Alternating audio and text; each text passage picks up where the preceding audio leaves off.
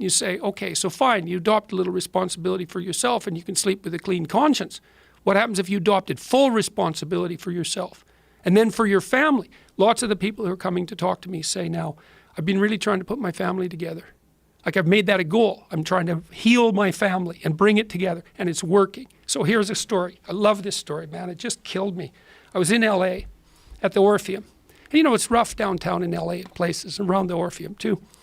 And Tammy and I, my wife, because she's traveling with me and is a big help, by the way, we were wandering around downtown LA the morning after the talk. And we're walking down the street, and we were on streets we probably shouldn't have been on. But in any case, because what the hell do we know, being stupid Canadians.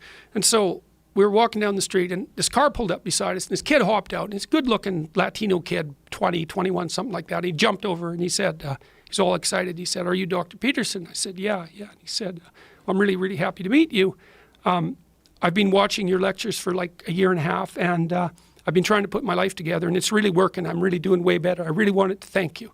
And so it's lovely, when you're walking down a kind of rough area and somebody pulls up beside you and they jump out of the car to tell you how much better their life is. That's a pretty good morning.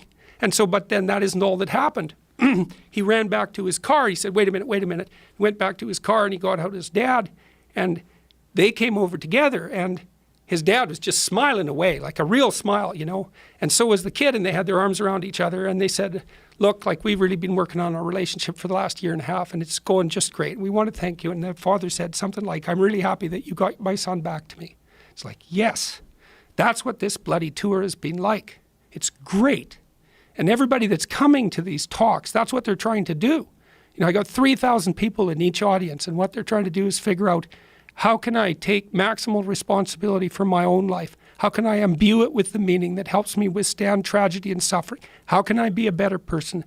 And wouldn't it be great if that was of optimal benefit to my family and the community? You're getting very emotional about this. Well, it's something, Joe. Jesus, I've seen like 150,000 people in the last 2 months.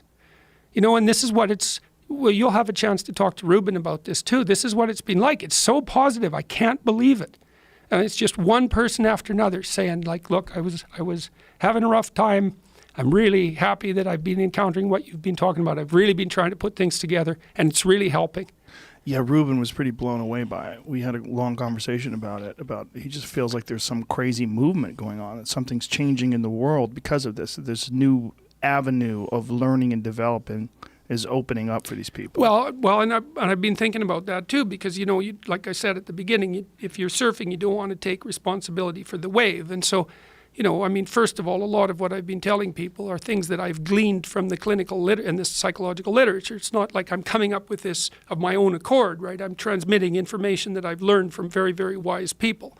And so there's that. But also, we don't want to underestimate the utility of the technology, right? Because we have this long-form technology now, and it's enabling us to have this discussion. And so we can get deeper into things publicly and socially than we were able to before. And I see this as a manifestation of that. And I'm hoping too that maybe what's happening, because we're going to have a lot of adaptation to do in the next 20 years as things change so rapidly we can hardly comprehend it. And hopefully the way we're going to be able to manage that is to think.